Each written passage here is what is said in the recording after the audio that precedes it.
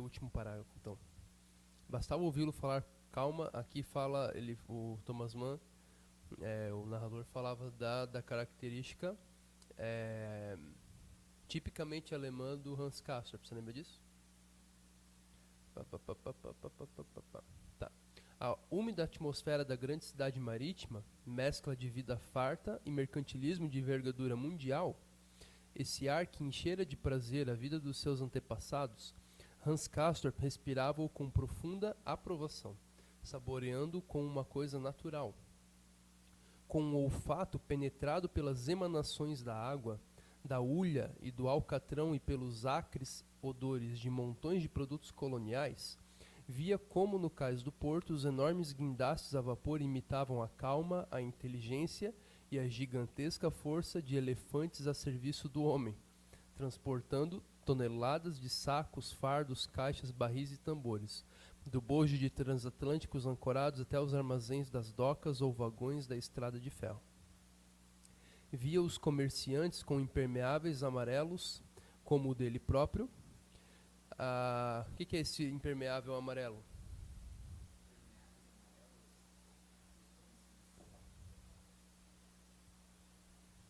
Era uma roupa impermeável, um jaleco de trabalho impermeável. Entende? A fluírem a bolsa por volta do meio-dia, onde, como ele sabia, se jogava alto e facilmente acontecia que alguém se visse obrigado a distribuir convites apressados para um grande banquete destinado a salvar-lhe o crédito.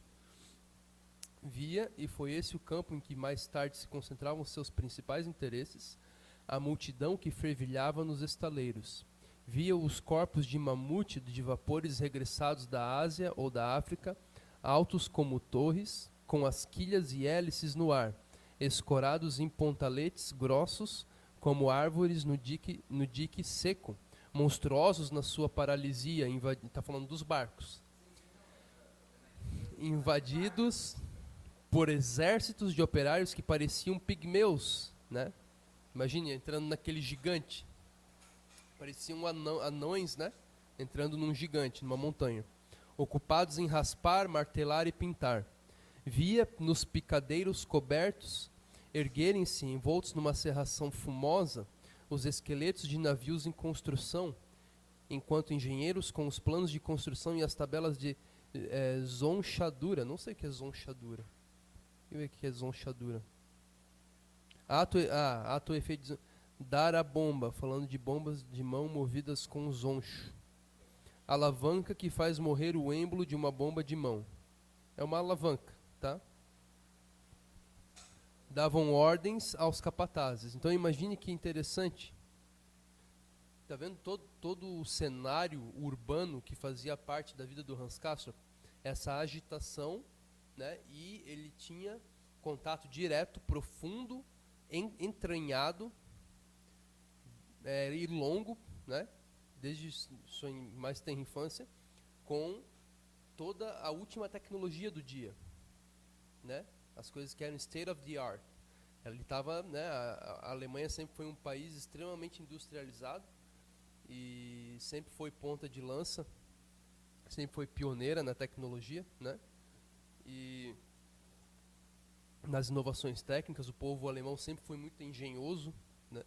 E metódico, e a Alemanha sempre foi um país que, embora não tivesse muita saída para o mar, né? A saída do mar para a Alemanha é só ali uma parte setentrional dela, no norte, né? Mas os alemães eram muito eles eram muito ousados. Eles eram muito ousados muito ousados e muito ativos na vida comercial, entende? E o Hans Castorp, ele cresceu admirando toda essa agitação urbana, né? E ele cresceu, por exemplo, contemplando cenas tais como essa aqui, que são bem espantosas, né? Fascinantes, ó. Via nos picadeiros cobertos erguerem-se envoltos numa cerração fumosa, né, como uma espécie de fumaça, os esqueletos de navios em construção. Imagine os navios gigantes sendo construídos no meio daquela bruma, daquela névoa, né?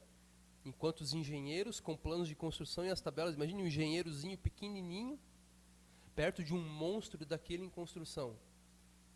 Que tipo de impressão vai ficar profundamente estampada na mente, na alma de uma pessoa que cresce vendo isso, Nicolas? Um homenzinho pequenininho planejando, construindo aqueles monstros gigantescos por trás de névoas, que eram os navios, que flutuam na água. Consegue imaginar que tipo de impressão ele teria?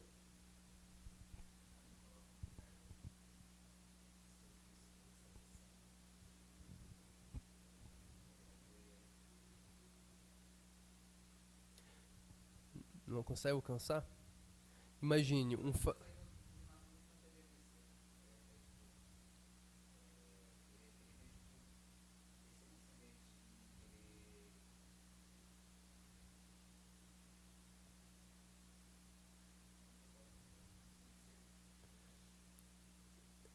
imagine o seguinte: um homem pequeno, frágil, minúsculo, perto de um monstro daquele. Os engenheiros planejando, certo? Como formiguinhas planejando um formigueiro gigante. Qual você ia se fascinar com alguma coisa? Com o que você ia se fascinar? Isso, a força do navio é algo fascinante. Agora, junte a grandeza do navio à pequenez do homem. Certo? Não é fascinante? Exatamente. Saber que aquele monstro gigante saiu da imaginação, do poder do intelecto de um serzinho minúsculo, que perto daquele navio não é nada. E que aquele monstro gigantesco é uma máquina super complexa que funciona e que cruza a água, cruza o oceano. Não só ele flutua na água, como ele é capaz de cruzar um oceano. É fantástico, não é? Tu vê os engenheirozinhos lá, então tu vê que o Thomas Mann não fala aqui, mas aí você tem que imaginar a impressão que isso causaria num observador, que causou na alma do Hans Castorp, entendeu? Aquele engenheirozinho pequenininho, né, perto daqueles monstros, daqueles colossos.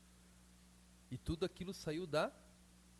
Então o Hans Castorp, ele cresceu, sem dúvida, admirando, cultivando um grande fascínio pelo quê?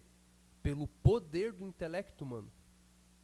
Pelo poder construtivo da engenhosidade humana.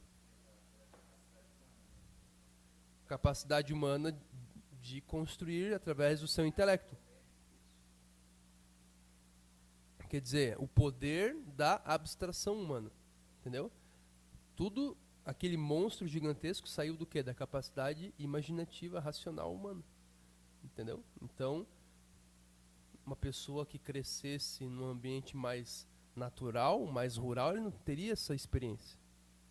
Não teria esse profundo fascínio, esse profundo maravilhamento. Entendeu? Hã?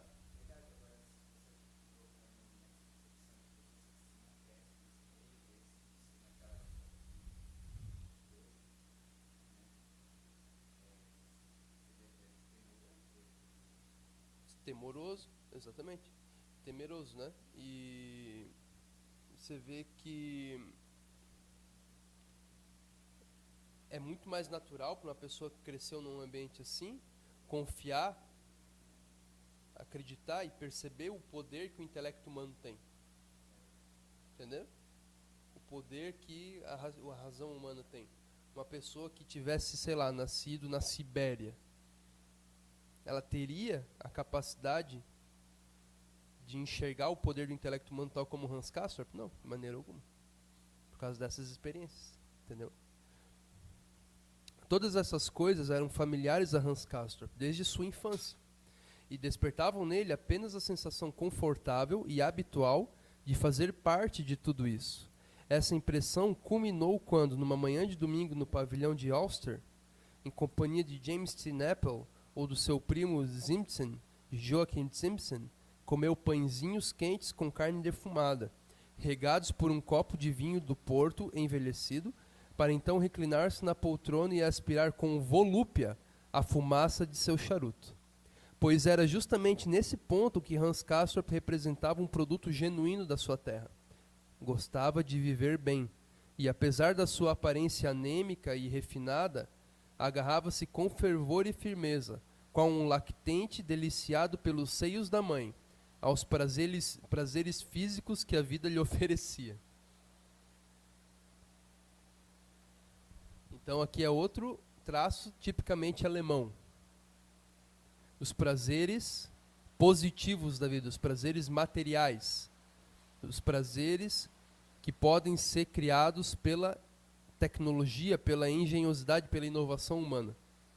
Pode ver que ele fala do charuto, né?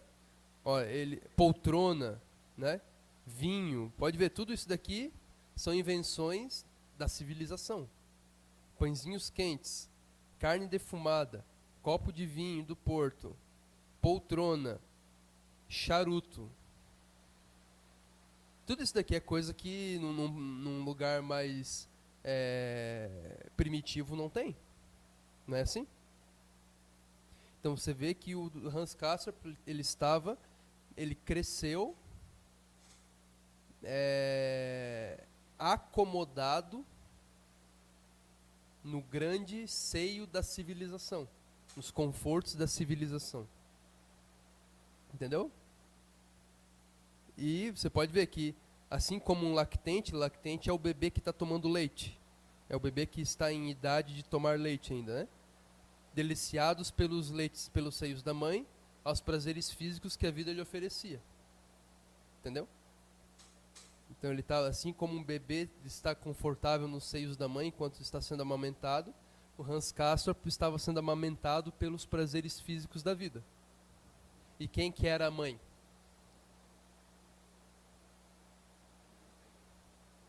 Quem que nós podemos chamar como a mãe? Hã? Isso. Não, eu digo na metáfora. Nessa metáfora, ele falou, o narrador está comparando, certo? A vida do Hans Castorp, o fato do Hans Castorp, a criação dele, certo? E o modo de vida dele, tal como de um bebê que ficasse mamando nos seios da mãe. Confortável. Ele bebia, o que ele bebia? Qual que era o leite? Não. Ele fala os prazeres físicos. Aqui, ó. Qual um lactente deliciado pelos seios da mãe, aos prazeres físicos que a vida lhe oferecia. Tá vendo? Agarrava-se com fervor e firmeza aos prazeres físicos que a vida lhe oferecia. Tal como um lactente deliciado pelos seios da mãe. Entenderam? Nessa metáfora aqui, qual que era o leite que ele tomava? Hã? Os prazeres físicos, isso mesmo. Esse é o leite que ele tomava, os prazeres físicos. E quem que é a mãe? A civilização, isso mesmo. Você entendeu direitinho? A civilização era a mãe em cujo seio ele estava se deliciando. Exatamente. Compreendeu como tudo está ligado? Levava sobre os ombros, comodamente e com certa dignidade, a elevada condição de civilidade que a alta sociedade dessa democracia municipal de comerciantes transmite aos seus filhos. Então você vê que ele tinha consciência de que ele estava num lugar, né, de dignidade, um lugar civilizado. E você pode ter certeza que Ele tinha todo um código de condutas, modos de falar, trejeitos e costumes que eram tidos como civilizados. Compreende? Então ele levava sobre os ombros comodamente e com certa dignidade. Ele tinha orgulho. Entendeu? Ia lavadinho como um neném e fazia-se vestir pelo alfaiate que gozava da confiança dos jovens da sua esfera social. O pequeno tesouro de roupa de dentro, marcada com tanto cuidado que guardavam as gavetas inglesas de seu armário, era lealmente administrado por Shalin.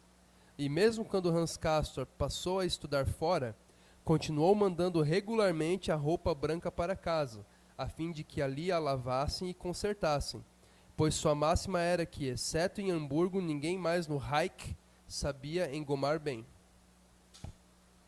O que era o Reich? Não, Reich é reino em alemão, né? Reich é o nome da primeira república que antecedeu ao nazismo. Primeiro Reich. Tá? Eu acho que era a República de Weimar que eles chamam, né? Enfim, e bastava um pedacinho puído no punho de uma de suas bonitas camisas de cor para enchê-lo de um mal-estar violento. O Diogo é assim, né? Mas você vê, porque ele foi criado bem civilizado, cheio de costumes e cheio de normas de civilização.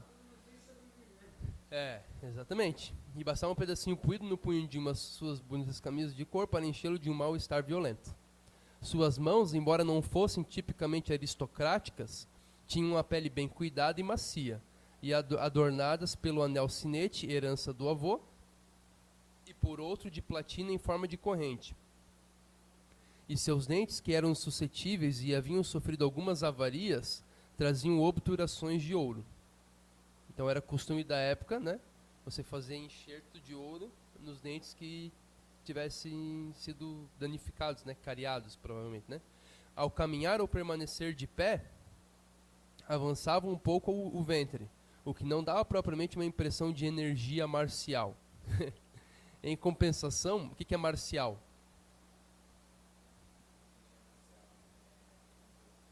Hã? Não. Não sabem o que é marcial? Nós estamos sob lei marcial. Nunca ouviram isso? Marcial vem de Marte. Marte era o deus grego da guerra. Marcial é tudo aquilo que se refere à guerra. Entendeu? Então, ele andava com a barriga um pouco, né, pronunciada, certo? É um costume, talvez, que ele adquiriu dos seus antepassados, entendeu? Por que eles andavam com a barriga um pouco mais protuberante? Porque eles tinham vida boa, eles tinham vidão, eles viviam com a barriga cheia, eles, né, tinham aquele jeito mais folgadão. Entende? Então, mas não dava uma impressão marcial, de uma energia marcial. Tu olha pro cara, isso não é um soldado, por exemplo. Esse daí é um bon vivant, como se fala em francês, né?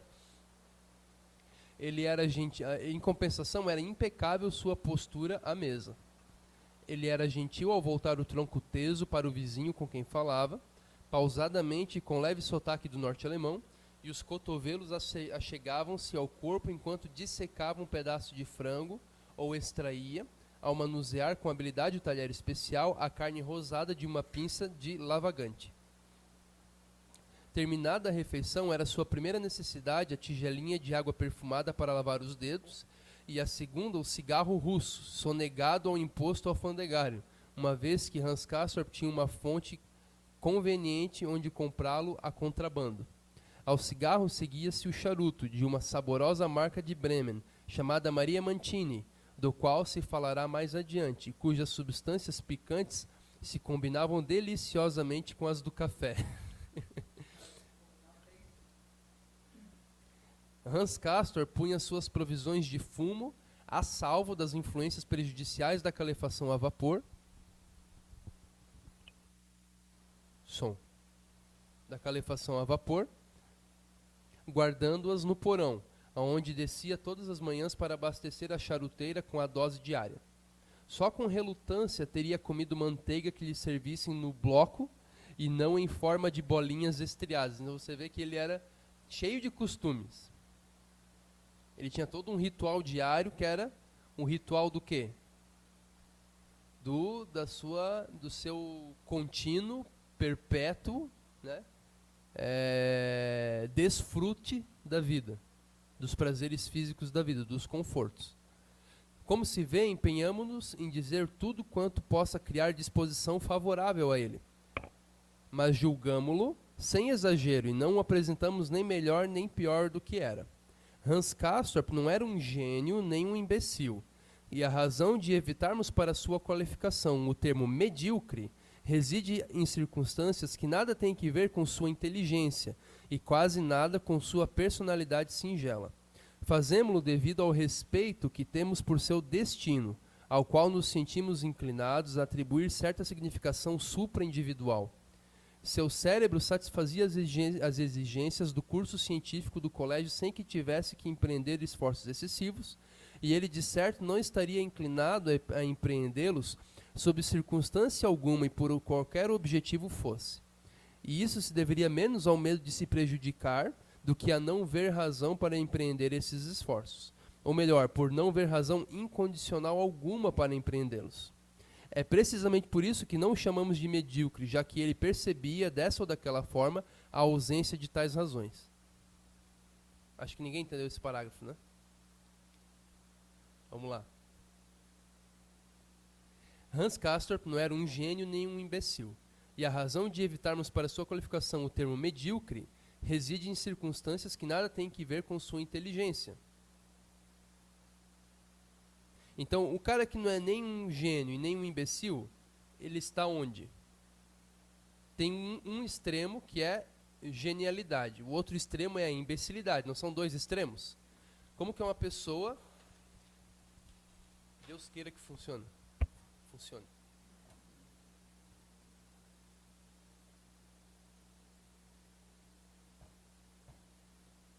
Imbecilidade e a genialidade.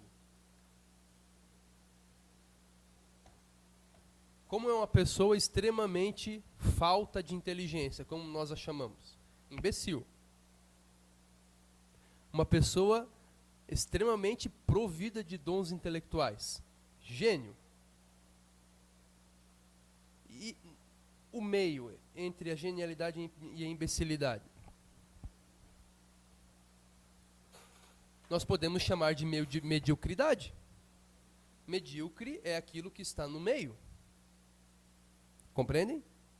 Médio vem de meio, é o que está no meio, que não está nem num extremo nem no outro. Isso que a gente chama de medíocre. Mas o Thomas Mann está falando que ele é medíocre, que a inteligência dele é medíocre. Mas por que nós não? Ele fala assim, mas vamos evitar. E a razão de evitarmos para a sua qualificação o termo medíocre reside em circunstâncias que nada tem que ver com sua inteligência. Então o que o Thomas Mann está falando? Não vamos qualificá-lo de medíocre, mas não por causa da sua inteligência. Então o que isso significa? A inteligência dele era o quê? Não.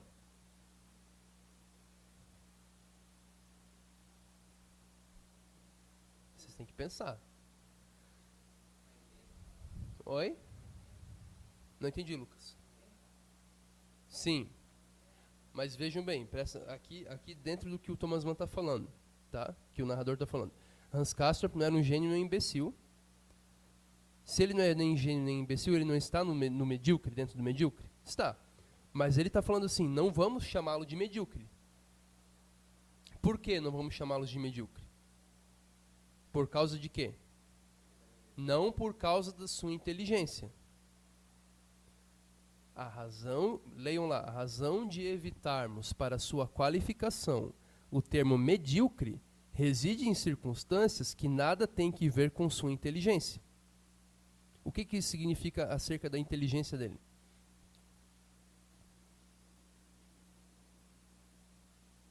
Como que o Thomas Mann, se você perguntar assim para o narrador, né?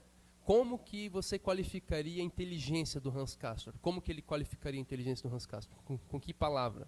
Com que termo?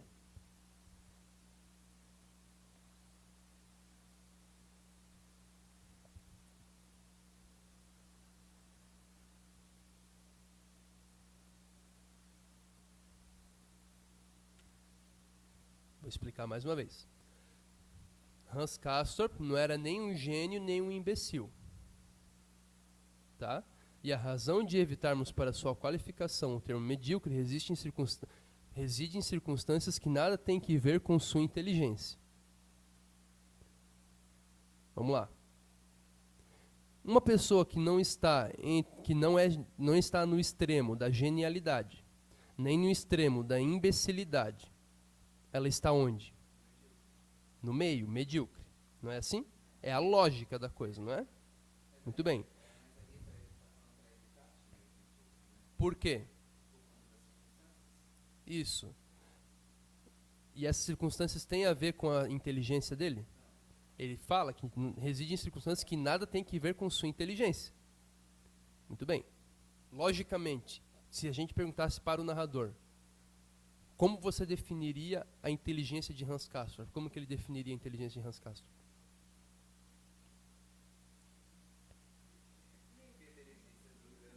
Por que não? Não, as circunstâncias que nada tem a ver com a inteligência dele. Hã? Como medíocre, exatamente. Entenderam? Pegaram? É que é uma dupla negação que ele está fazendo. Ele está falando, ele não é medíocre. Não vamos chamá-lo de medíocre. Mas não por causa da sua inteligência. Entenderam? Se eu falar assim, eu não chamo o Nicolas de feio. Só um exemplo, tá? Eu não chamo o Nicolas de feio. Mas não por causa do nariz dele. O que eu estou falando que o nariz dele é? Exatamente. Se eu falar assim, nada a ver, tá? É só um exemplo. O Hans Castorp, o narrador está falando assim, o Hans Castorp não é medíocre, mas não por causa da sua inteligência. O que isso significa? O que isso significa sobre a inteligência dele? Não, que a inteligência dele é medíocre. Exatamente. Nós não o qualificaremos de medíocre. Mas não por causa da inteligência. Aqui é uma dupla negação, tá vendo? A mente de vocês não está conseguindo alcançar a dupla negação. Entenderam? Vocês não estão conseguindo pegar a dupla negação. Isso daqui é uma falha de compreensão lógica básica, sem a qual, né, com a qual falha você não vai conseguir compreender nada. Nunca, tá? Eu estou ensinando vocês, tá? A pensar. Não tem problema, eu não tô querendo diminuir vocês, tá bom? Estou ensinando vocês a pensar logicamente, tá? Isso se chama dupla negação. Quando eu falo a segunda negação, vocês não lembram da primeira. Vocês não conseguem articular logicamente a segunda negação com a primeira. Aí vocês não entendem o que eu estou falando. Entendeu? Vamos lá. Nicolas entendeu. Você entendeu, Lucas? Isso daqui é muito interessante. Se eu ficar a aula inteira nisso daqui, vale a pena. Porque é uma falha, é uma debilidade que os brasileiros têm de raciocínio lógico. Prestem atenção. Hans Castorp não era nem um gênio nem um imbecil, certo? Portanto, ele era medíocre. Eu expliquei já, você não estava prestando atenção. Eu falei, medíocre é aquilo que está no meio. Médio é meio. Não, ele é uma pessoa que não é nem imbecil, nem genial.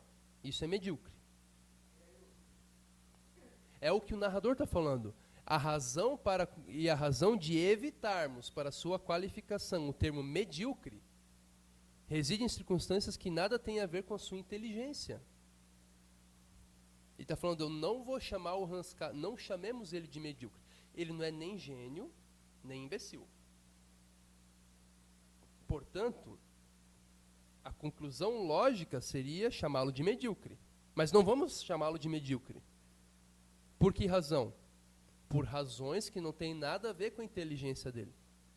Nós não vamos chamá-lo de medíocre por razões que nada têm a ver com a inteligência dele. Duas negações, tá vendo? Nós não vamos chamá-lo de medíocre por razões que nada têm a ver com a sua inteligência. O que isso significa acerca da inteligência dele?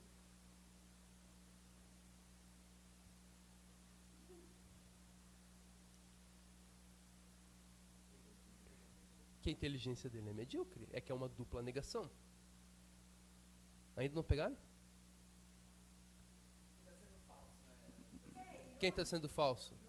Irônico? Não, não está sendo irônico. Não, não. Não, mas. Não, mas não é ironia. Isso não se chama ironia. Isso se chama. Isso é uma dupla negação. Aqui o narrador ele está descrevendo, assim, sinceramente descrevendo a personalidade do Hans Castorp. Entendeu? Pode ver que ele não tem nenhum tipo de ironia quando ele fala, porque ele fala, ó, podem perceber. Como se vê, empenhamo-nos em dizer tudo quanto possa criar disposição favorável ao Hans Castorp. Tudo que eu estou falando aqui é para vocês gostarem mais dele. Entenderam? Empenhamo-nos em dizer tudo quanto possa criar disposição favorável. O que é você ter uma disposição favorável em relação à pessoa? É você gostar dela, você ter simpatia por ela. Mas julgamo-lo sem exagero. Julgamos o Hans Castorp sem exagero. Sem exagero. Vocês podem ver que a ironia, geralmente, ela vem acompanhada de um exagero. E não o apresentamos nem melhor, nem pior do que era. Então, o que ele está querendo dizer? A gente está dando uma descrição exata de quem é o Hans Castorp. Descrição exata, precisa. Então, ele não está sendo irônico. Entenderam? A ironia quer dizer... O que é uma ironia? É você dizer algo que está por baixo das palavras que você realmente disse. Isso que é ironia. Geralmente é você dizer algo através do seu contrário. Não é assim? Isso é ironia. Não, não é ironia. Aí vocês não sabem o que é ironia. Aí pode ser no máximo um escárnio. Eu posso estar escarnecendo, mas não é ironia. Ironia é quando aquilo que você está querendo dizer mesmo é o contrário do que você disse expressamente. Por exemplo, bonito esse teu sapato. O que eu quis dizer? Que teu sapato é feio. O que é o contrário de bonito. O que eu falei expressamente? Bonito. O que eu quis dizer? Feio. A ironia é sempre quando você expressa algo, aquilo que você quis dizer, a tua intenção de discurso é o contrário do conteúdo formal que você falou. Entendeu? Entendeu, Camila? É o contrário. Não, ele não está escarnecendo. Ele está falando... Mas é o que eu estou explicando para vocês. O termo medíocre, ele não é pejorativo. O termo medíocre é um termo de descrição científica, como se fosse. Aquilo que não está nem num extremo nem no outro está no meio. O que está no meio é médio, medíocre. Medíocre é o que está no meio. Pegaram? Tá. Um de cada vez. O que você falou, Nick? Pejorativo, mas não é pejorativo. Não. Medíocre é medíocre. É que daí a gente tem que compreender, a gente tem que entender a língua portuguesa. Exatamente. Exatamente. Uma pessoa, por exemplo, o cara que assassinou as crianças lá, ele é medíocre? Não. Ele não é medíocre. Ele é um monstro, mas ele não é medíocre. Medíocre, claro, ele não é medíocre. Medíocre, assim, é o cara... medíocre sei lá, é a pessoa, por exemplo, aí a gente está medindo a vileza. A vileza. Vamos medir na escala. O termo medíocre, ele sempre pressupõe uma escala de alguma qualidade. Aqui ele estava pegando que qualidade? A inteligência. Não é? Vamos pegar a escala de virtude moral. Certo? Caráter moral. Qual que é um extremo que a gente pode chamar um dos extremos, o extremo mais baixo da escala moral? O homem... como é que a gente chama o homem que está na escala mais baixa? Num extremo da escala moral.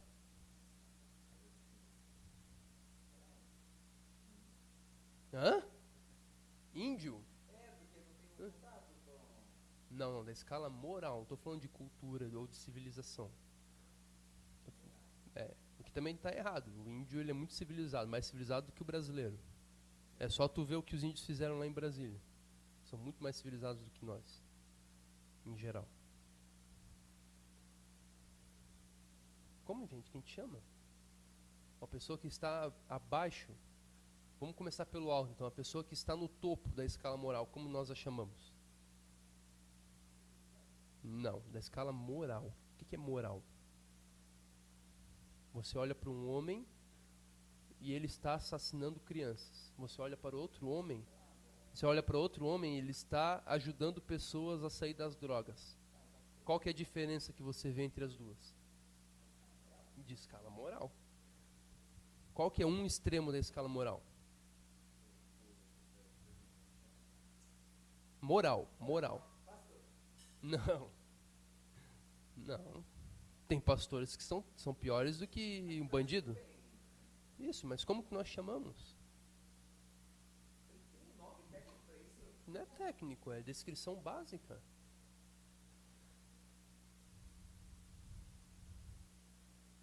Não tem uma resposta só, tem diversos modos de se referir a isso.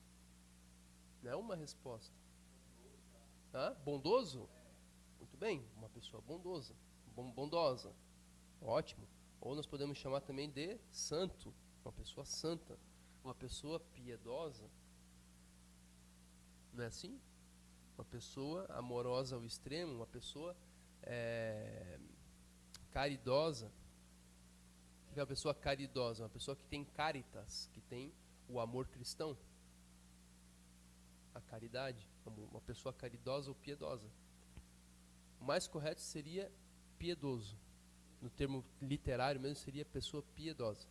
Se refere aos santos e mártires, né? As pessoas que tudo entregam por uma causa maior ou pelo bem dos outros. São os heróis. Vamos chamar de heróis aqui. Tá? Heróis e santos. Heróis e santos. E na outra escala? No outro extremo da escala? Isso. Estão os vilões. Os homens pérfidos. Os homens maus. Os ladrões, bandidos. Não é assim? Então nós podemos chamar de homens vis, que tem vileza. Então nós podemos chamar de vilões. Pegaram? Agora, um homem que está, sei lá, um homem que trabalha, sei lá, ele é eletricista e depois que ele sai de trabalho, ele vai lá, bebe umas cachaças, chega em casa, é grosso com a esposa e vai dormir. Esse é o dia a dia dele. Esse homem, ele é santo? Ele é um vilão? Ele é vilão como um cara que matou crianças? Então ele é medíocre. Isso é um ser humano medíocre. Entende?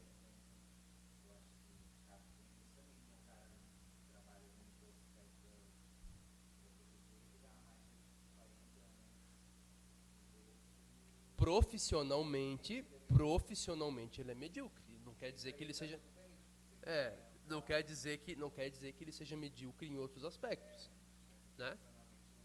E provavelmente ele tamanho comodismo profissional implica outros tipos de mediocridade, mas não podemos julgá-lo também. Pode ser que não. Entende? Mas aí sempre você tem que pegar em que escala nós estamos chamando a pessoa de medíocre. Agora é na escala profissional. Antes a gente pegou a escala moral. Aqui o Thomas Mann pegou a escala intelectual. Entenderam? Então tá, aquele que não é gênio nem imbecil é medíocre. Certo? Então, mas o Thomas Mann está falando assim, não vamos chamá-lo de medíocre. Opa, mas como assim? Se o cara não está nem na genialidade, nem na imbecilidade, como é que a gente não vai chamar ele de medíocre? Não é um contrassenso lógico? Não é uma contradição lógica, Camila, entendeu? Se ele está no meio, você acabou de falar que ele não é nem gênio, nem medíocre. É que nem eu falar assim, o cara não era bonito nem feio, mas também não era medíocre. Não. Você acabou de falar que ele é medíocre, logicamente falando. A não ser que você esteja chamando de mediocridade outra coisa. Entendeu? Mas no senso literário comum do uso da palavra medíocre, a não ser que você defina subescalas, né? Dentro de um extremo e outro. Não, tem imbecil e gênio. Mas depois do imbecil tem burro. E antes do gênio tem a pessoa dotada. E só o que está entre dotado e burro é que é medíocre. Mas aí você tem que definir. Mas se você definir o 2, o que está no meio é medíocre. Entenderam? Entenderam a lógica? Então o Thomas Mann falou, tá, ele não era nem gênio nem imbecil, mas não era medíocre também. Opa, como não? Não é uma contradição lógica. Mas ele dá uma razão para isso. Qual que é a razão que ele dá? Não está falando da inteligência. Então, se a gente não vai chamar ele de medíocre, não é por causa da sua inteligência. Se ele falasse assim, Camila, nós não vamos chamar ele de medíocre. Certo? Não, nós vamos chamar ele de medíocre por causa da sua inteligência. Significaria que a inteligência dele era o quê? Agora, se ele falar assim, nós não vamos classificá-lo de medíocre, mas não por causa da sua inteligência, o que ele está querendo dizer? Que a inteligência dele é o quê? Não fala, Nicolas, tu já entendeu? Tu compreendeu a relação lógica? Eu não vou chamar ele de medíocre, mas não... Mas não por causa da sua inteligência. A inteligência dele é o quê? Medíocre, mas você compreendeu a razão? Se eu falar assim, eu não vou chamar, vou pegar o Nicolas de novo de exemplo, tá?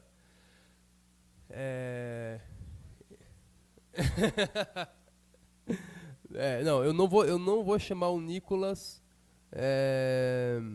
sei lá, de chato.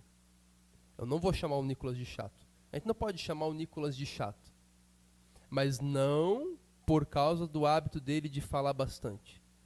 Como que eu estou classificando o hábito dele de falar bastante? De chato. É que é dupla negação, entendeu? Eu não vou chamar o Nicolas de chato, mas não por causa do hábito dele de falar muito. O que eu estou querendo dizer? Quer dizer que o fato dele falar muito é chato, é dupla. Eu estou falando uma afirmação com uma dupla negação.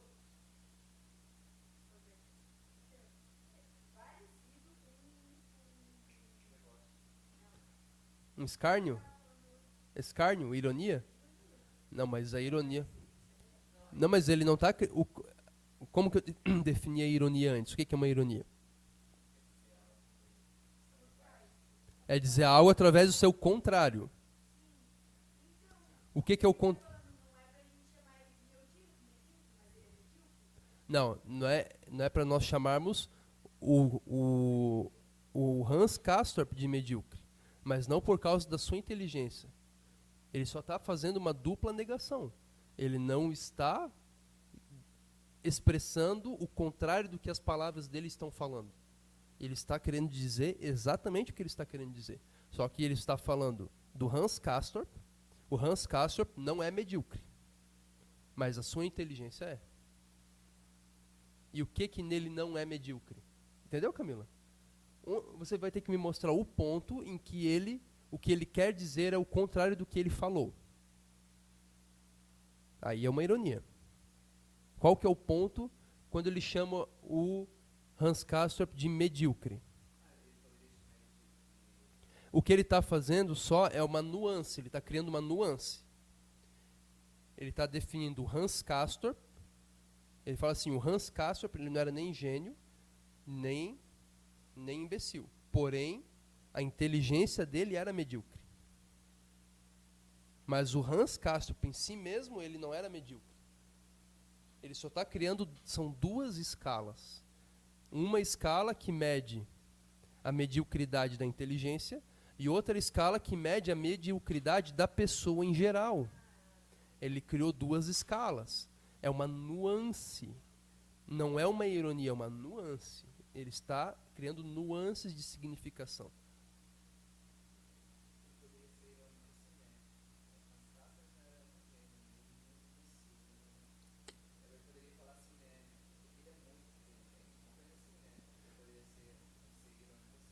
Não, se, digamos, ele chamasse o Hans Castorp... Está com sono? É.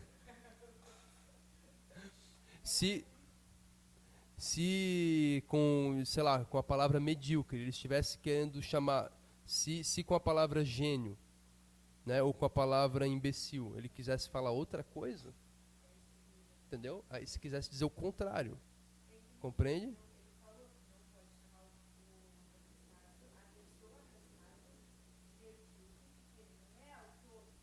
Mas a sua inteligência é... Mas não por causa da sua inteligência. Pegou? Então percebam, gente, quando eu leio isso daqui, eu pego isso aqui imediatamente. Na primeira vez que eu li, rápido ali, eu peguei. Tudo isso que eu expliquei para vocês aqui durante meia hora, eu peguei imediatamente. Não, deu mais. Tá. Tá bom. Não, Então, gente, é interessante que para ler ela não é preciso assim, né? Mas tô brincando, tá comigo. Então, gente, não foi irônica. Ela foi ela foi não, ironia é outra coisa. A gente não pode chamar as coisas por termos genéricos. Ironia. Senão daqui a pouco a gente vai estar que nem os feministas, né? As feministas, que tudo é machismo, entendeu? Aí a gente tem que ter definições claras. O sim seja sim e o não seja não. Tudo tem que estar claramente definido. A gente tem que entender todas as nuances, entenderam? Vocês vão perceber que boa parte de uma boa leitura é você ter essa clareza, entenderam? Então, e quase nada então, não tem, reside em circunstâncias que nada tem que ver com a sua inteligência e quase nada com a sua personalidade singela. O que isso significa? Calma. O que isso significa em relação à personalidade singela dele? Singela é simples, que não é pomposa, que não tem hábitos muito notórios, entendeu? Uma pessoa singela é uma pessoa que é mais comedida, que não fala muito, que não se pretende, que não sonha com grandes coisas.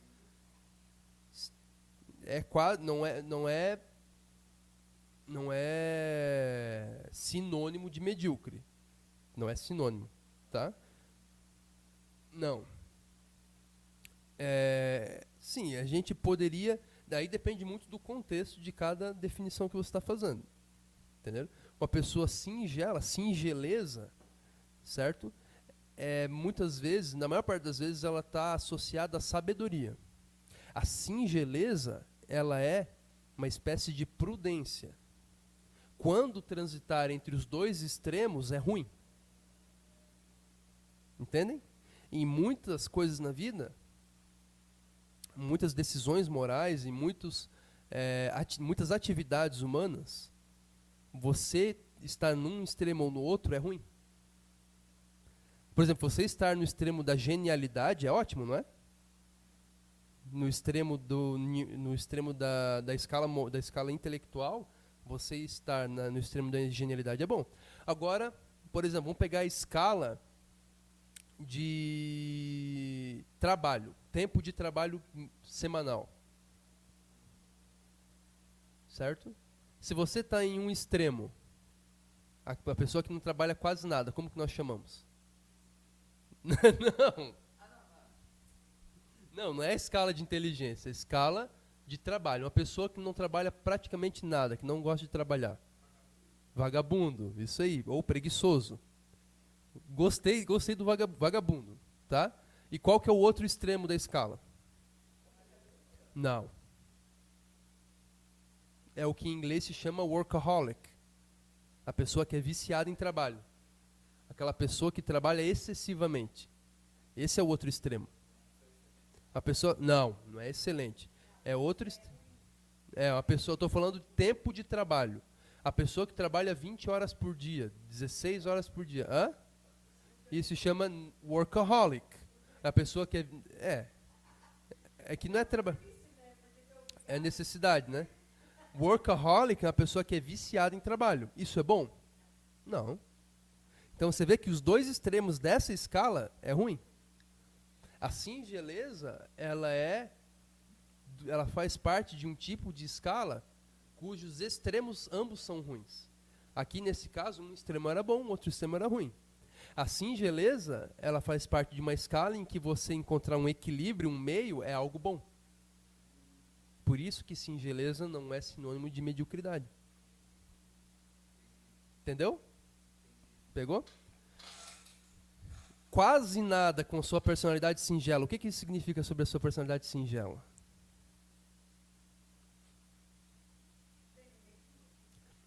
Hans Castorp não era um gênio nem um imbecil, e a razão de evitarmos, para sua qualificação, o termo medíocre, reside em circunstâncias que nada têm que ver com sua inteligência e quase nada com sua personalidade singela. O que significa? Exato. A personalidade singela dele era menos medíocre do que a sua inteligência. Entendeu? Entendeu? Ele está falando, ele tinha a personalidade singela, e essa singeleza dele tinha um pouco de mediocridade, mas não era tão medíocre quanto a sua inteligência. Quer dizer, a personalidade dele era um pouquinho mais notória do que a sua inteligência. Pegaram a relação? Fazemo-lo devido ao respeito que temos por seu destino. Presta atenção, gente, presta atenção. Fazemo-lo devido ao respeito. O que é que nós fazemos? Fazemo-lo. Fazemos isso. O que é que nós fazemos?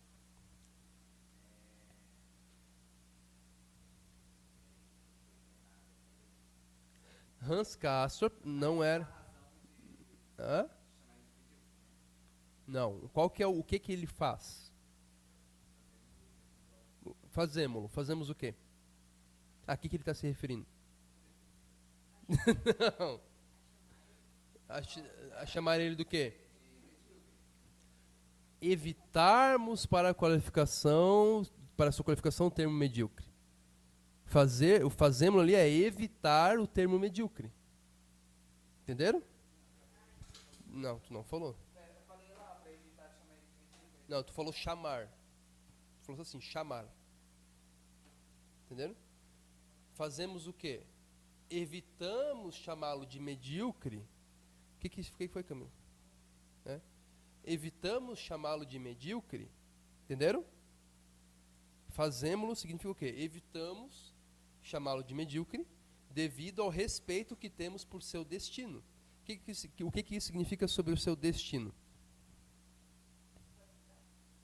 Não. Hã? Não. Nós não chamamos ele de medíocre, nós evitamos chamá-lo de medíocre não por causa de sua inteligência, mas por causa do quê? Devido a quê? Ao destino. E o que isso significa sobre o destino dele? Isso, o que que isso implica acerca do destino do Hans Castorp? De acordo com a opinião do autor. Não pode chamar ele do quê? Não pode chamar ele do quê? Isso. O que que isso significa sobre o destino dele? Que isso pode mudar? Não. O destino, não está falando ele não está falando da mediocridade intelectual dele. Ele está falando assim, a pessoa Hans Castorp, ele é medíocre na sua inteligência, ele é medíocre, um pouquinho menos medíocre na sua personalidade singela. Mas nós temos que evitar de chamá-lo de medíocre por causa do seu destino. O que que isso significa sobre o destino dele? Que o destino dele não é medíocre. Entendeu? Compreendeu? Nós não podemos chamá-lo de medíocre não por causa da sua inteligência, mas nós não podemos chamá-lo de medíocre por causa do seu destino. Isso significa que o destino dele, por que não é medíocre? Ao qual nos sentimos inclinados a atribuir certa significação supraindividual. O que é supraindividual?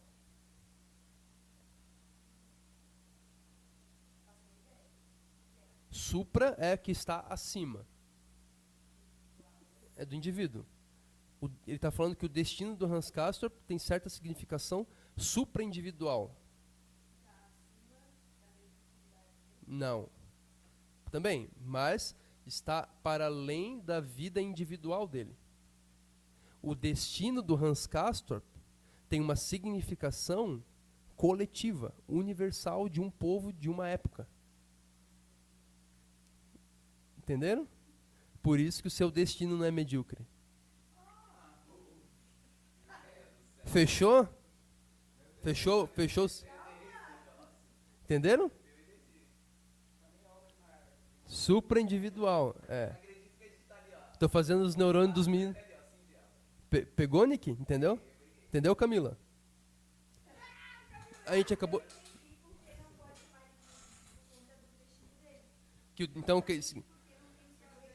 Calma, Nick, calma, deixa eu explicar. Isso, então o destino dele não é medíocre por quê? Isso. Então o que o Thomas Mann está querendo dizer sobre as pessoas que têm destino, cujo destino tem significação somente individual? Uma pessoa cujo destino tem a significação simplesmente individual e não supraindividual. Como ele classificaria esse destino? Medíocre. Isso aí, entendeu? Entendeu, Camila? Deu para queimar os neurônios um pouquinho? Deu? Entendeu, Nicolas, essa última parte?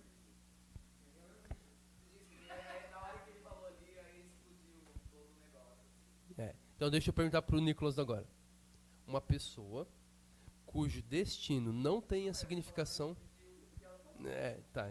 Não, porque às vezes poderia ter esquecido. Uma pessoa cuja finalidade de vida não excede os limites, da significação individual da sua existência.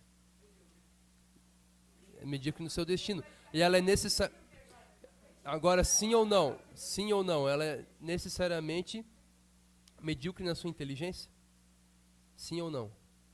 Uma pessoa cujo destino não tem a significação supraindividual. Uma pessoa cujo destino não tem a significação supraindividual. Ela é necessariamente medíocre do seu aspecto de inteligência, na escala de qualificação de inteligência. Hã? De acordo com quem? De acordo com quem? Quem que falou isso? De acordo com a lógica do autor. Não que as coisas sejam assim, é de acordo com a lógica, o modus pensandi, o modo de pensar do autor. Entendeu? Então, pegaram? Então, quando eu leio, gente, eu li rápido. Lembra da primeira vez que eu li o parágrafo todo? vocês ficaram assim, eu entendi tudo que eu falei aqui, eu entendi tudo, eu entendi muito mais, inclusive. Entenderam? Então, isso por quê? Não, por quê? Não. A mediocridade de você. Eu. Não, não, não, não. Não, imbecilidade seria se eu passasse meia hora e vocês não tivessem entendido. Entendendo? Eu se. Calma, vamos classificar as coisas de uma maneira bem clara. A Camila falou que vocês são medíocres por não terem entendido. Mas a escala que nós podemos chamá-los de medíocres não tem nada a ver com a sua inteligência inata, mas sim que ver com tem mais a ver, presta atenção. A escala segundo a qual nós podemos classificar vocês alunos de medíocres tem mais que ver com os hábitos educacionais e pedagógicos débeis dentro dos quais vocês foram criados do que com a inata inteligência com a qual vocês nasceram. Mas eu tô fazendo isso propositadamente, Camila, para vocês entenderem. Oi? O ensino o que eu tô querendo dizer é que a instrução de vocês é medíocre, não a inteligência inata, a inteligência natural. Porque senão, se a inteligência natural de vocês fosse medíocre, vocês não seriam capazes de acompanhar o que eu falei. Eu usei um pouco da lógica do próprio autor para definir vocês mesmos. Pegar. Pega. 5 minutos, tá, gente? Daí a gente volta para a aula de inglês.